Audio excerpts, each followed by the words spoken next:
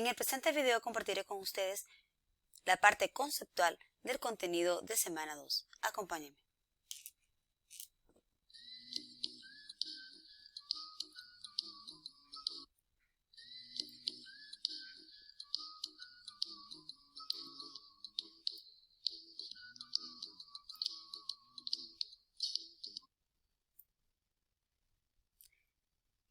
En primera instancia, profundizaremos qué es resolver un triángulo. Vamos a dar un clic acá. Resolver un triángulo, en efecto, es encontrar los valores de todos los lados y de todos los ángulos que tiene el triángulo.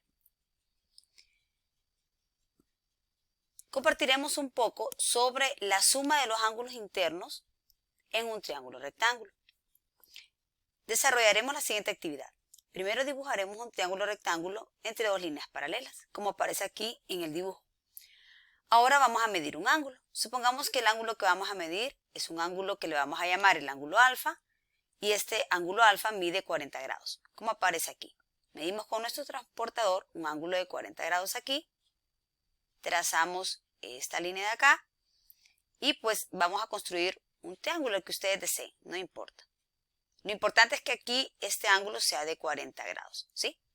Ahora, ¿qué vamos a hacer? Vamos a tomar nuestro transportador y vamos a medir el ángulo que aparece en este lado de aquí, es decir, este angulito en el vértice A. Este ángulo que está en color rojo. Si nosotros lo medimos con el transportador, notaremos que este ángulo también vale 40 grados. Ahora, si notamos este ángulo alfa y este otro ángulo que le llamaremos el ángulo beta, la suma de este ángulo y este ángulo suman ¿cuánto? Suman un ángulo de 90 grados. Recordemos que en el transportador de aquí a acá, esto es 90 grados. Entonces nosotros sabemos que estos dos ángulos del triángulo rectángulo, alfa más beta, es igual a 90 grados. Ahora nosotros aquí vamos a también generalizar que la suma de los ángulos internos de todo triángulo rectángulo es 180, ¿verdad? Porque si alfa más beta es 90 más este ángulo de aquí, que ya sabemos que es de 90 porque es un triángulo rectángulo, podemos notar que la suma de los ángulos internos de un triángulo rectángulo es 180. Y ya lo vamos a profundizar en la siguiente diapositiva. Vamos a dar clic aquí en esta pieza de dominó para manipular el simulador.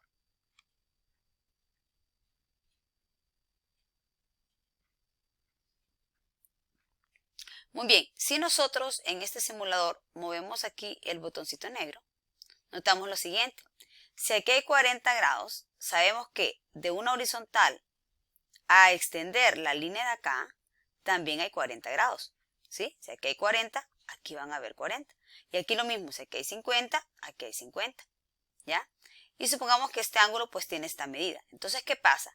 Que si este ángulo y este ángulo lo juntamos los tres, como aparece aquí, miren, notamos que la suma de los ángulos internos del triángulo, si sumamos el verde, el moradito y el rojo, los tres juntitos, miren, nos suma 180 grados. Por eso entonces nosotros siempre decimos que la sumatoria de los ángulos internos de todo triángulo, sea rectángulo o no rectángulo, la suma de los ángulos internos siempre será 180.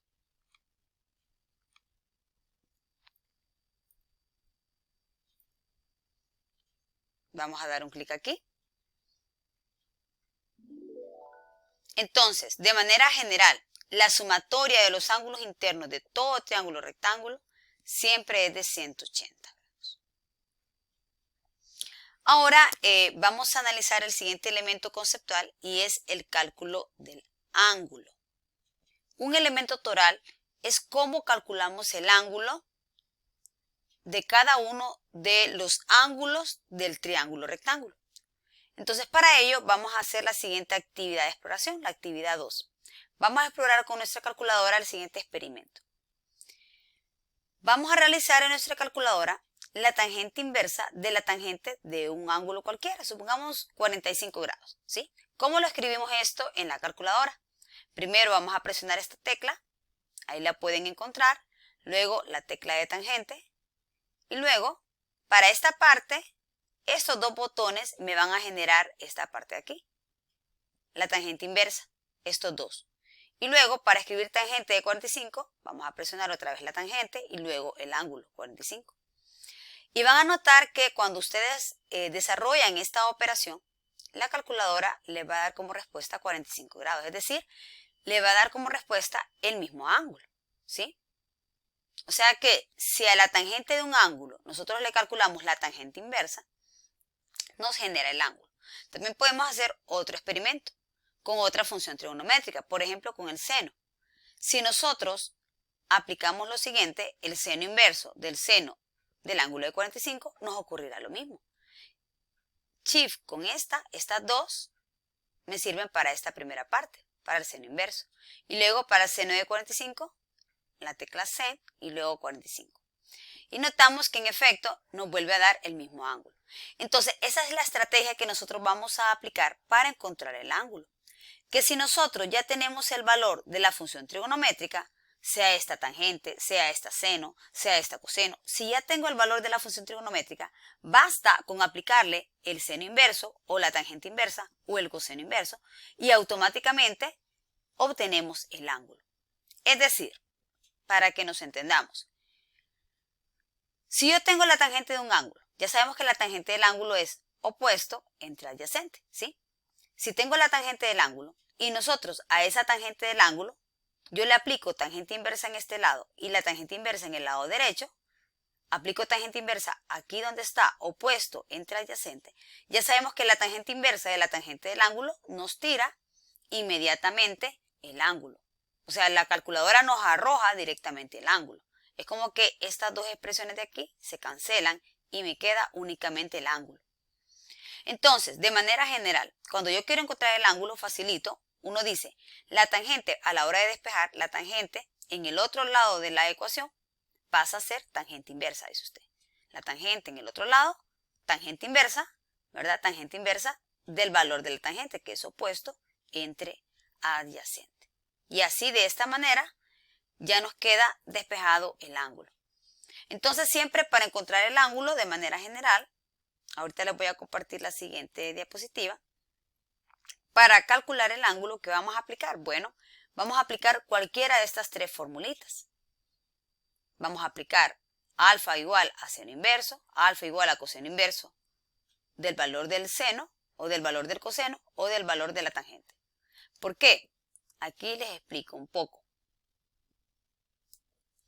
En esta primera formulita de acá, si yo tengo seno de alfa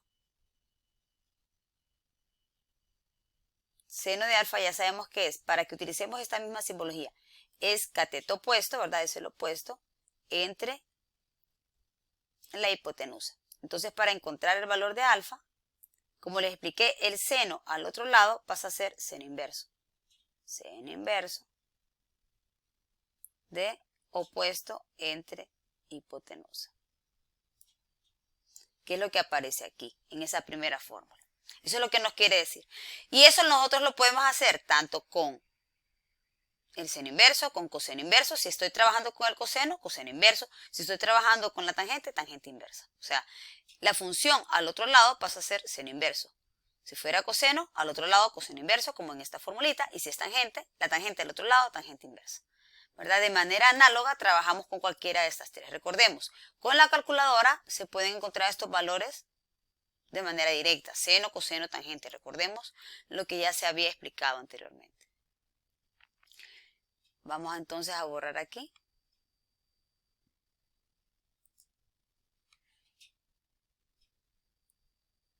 Estos son como los elementos conceptuales, ¿verdad? Para resolver los triángulos. Vamos a dejar este video hasta aquí, ¿verdad? Que es la parte conceptual. Y en el siguiente vamos a resolver algunos ejemplos vinculados con el tema de resolución de triángulos. Muchísimas gracias por su atención.